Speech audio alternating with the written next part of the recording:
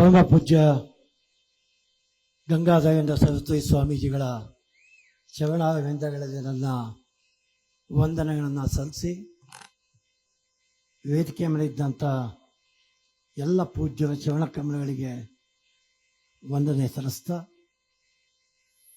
ಜಿಲ್ಲಾ ಉಸ್ತುವಾರಿ ಸಚಿವರು ಸ್ನೇಹಿತ ಅಂತ ಮಂಕಾಳು ವೈದ್ಯ ಅವರೇ, ಲೋಕಸಭಾ ಸದಸ್ಯರು ನನ್ನ ಸ್ನೇಹಿತ ಅಂತ ಕಾಗೇರಿ ಅವರೇ, ಪಕ್ಕದ ಈ ಕ್ಷೇತ್ರ ಶಾಸಕರಂತ ಭೀಮಣ್ಣ ನಾಯ್ಕ ಅವರೇ,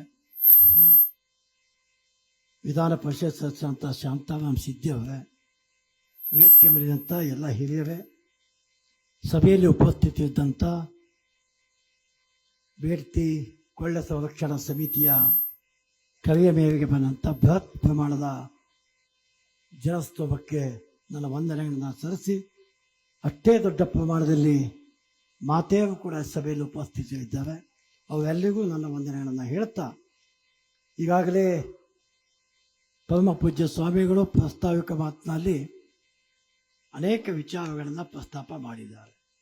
ಈ ಯೋಜನೆ ಯಾವ ಸರ್ಕಾರ, ಯಾವ ಪಕ್ಷ, ಯಾವುದಕ್ಕೂ ವಿರೋಧವಾದಂಥ ಸಂಘಟನೆ ಅಲ್ಲ. ಈ ಸಂಘಟನೆ ಪಶ್ಚಿಮ ಘಟ್ಟದ ಉಳಿವು ಮತ್ತು ನಮ್ಮ ಜನರ ಬದುಕಿನ ಸಾರ್ಥಕತೆಯನ್ನು ಉಳಿಸ್ಕೊಳ್ತಕ್ಕಂಥ ಸಂಘಟನೆ ಅಂತ ಮಾತನ್ನು ಹೇಳಿದ್ದಾರೆ. ಈಗಾಗಲೇ ನಮ್ಮ ಉಸ್ತುವಾರಿ ಸಚಿವರು ಕಾಗೇರಿಯವರು ಅನೇಕ ವಿಚಾರವನ್ನು ಪ್ರಸ್ತಾಪ ಮಾಡಿದರು. ರಾಜಕೀಯವಾಗಿ ಅವ್ರು ಏನು ಹೇಳಿದರು, ಇವರೇನು ಹೇಳಿದರು, ಹೇಳುವ ಸಂಘರ್ಷಕ್ಕೆ ಹಿಡಿಯೋದಿಲ್ಲ. ಆದರೆ ನಾವೆಲ್ಲರೂ ಈ ಕ್ಷೇತ್ರದಲ್ಲಿ ಕೆಲಸ ಮಾಡ್ತಕ್ಕಂಥವ್ರು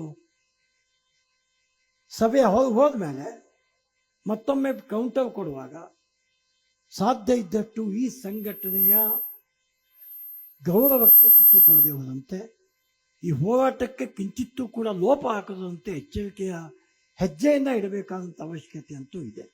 ಕಾರಣ, ಪರಮ ಪೂಜ್ಯ ಸ್ವಾಮೀಜಿಯವರು ಯಾವ ಸ್ವಾರ್ಥ ಇಲ್ಲದೆ ಹಿಂದೆ ಬೇಡ್ತಿ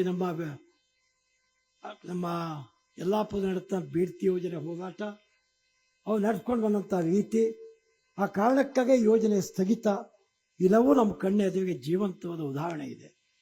ಆ ಹಿನ್ನೆಲೆಯಲ್ಲಿ ಇವತ್ತು ಯೋಜನೆ ನಮ್ಮ ಜಿಲ್ಲೆ ಏನು ಕೊಡಬೇಕು ಎಲ್ಲ ಕೊಟ್ಟಿದೆ. ಇನ್ನು ಕೊಡಬೇಕು ಕೇಳ್ತಕ್ಕಂಥ ಸ್ಥಿತಿ ಯಾವ ರಾಜ್ಯ ಸರ್ಕಾರಕ್ಕೂ ಇಲ್ಲ, ಯಾವುದೇ ರಾಜಕೀಯ ಪಕ್ಷ ಸರ್ಕಾರ ಇರ್ಬೋದು. ನಾವೆಲ್ಲರೂ ಕೊಡುವಷ್ಟು ಕೊಟ್ಟಿದ್ದೇವೆ. ಈಗ ನಮ್ಗೆ ನಿಮ್ಮಿಂದ ಹೆಚ್ಚು ಬೇಡಿಕೆನೂ ನಮ್ಮದಿಲ್ಲ. ನಮ್ಮನ್ನು ನಮ್ಮ ಪಾಡಿ ಬದುಕಲಿಕ್ಕೆ ಬಿಡಿ, ಅಷ್ಟೇ ನಮ್ಮ ಬೇಡಿಕೆ ಇದೆ.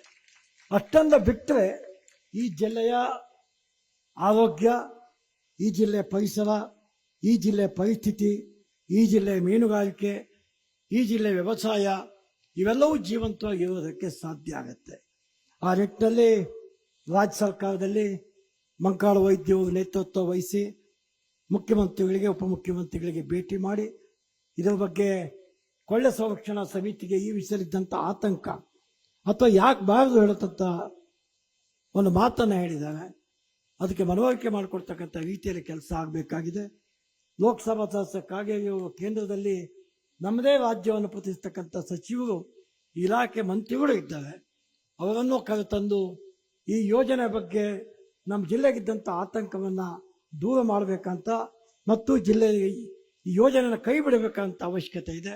ಈ ಎಲ್ಲ ಕಾರಣಕ್ಕಾಗಿ ನಾವೆಲ್ಲರೂ ಪಕ್ಷಾತೀತವಾಗಿ ಒಟ್ಟಾಗಿ ಪರಮ ಪೂಜ್ಯ ಸ್ವಾಮೀಜಿಯವರ ನೇತೃತ್ವದಲ್ಲಿ ಯಾವತ್ತೂ ಅವ್ರು ಹೇಳದಂತೆ ಈ ಒಂದು ಹೋರಾಟಕ್ಕೆ ಮನ ಧನ ಸಹಾಯ ಮಾಡಿ ಹೆಜ್ಜೆ ಇಡುತ್ತೇವೆ ಅಂತ ಮಾತನ್ನು ಹೇಳಿ ಮತ್ತು ತಮ್ಮೆಲ್ಲರಿಗೂ ವಂದಿಸ್ತೇನೆ.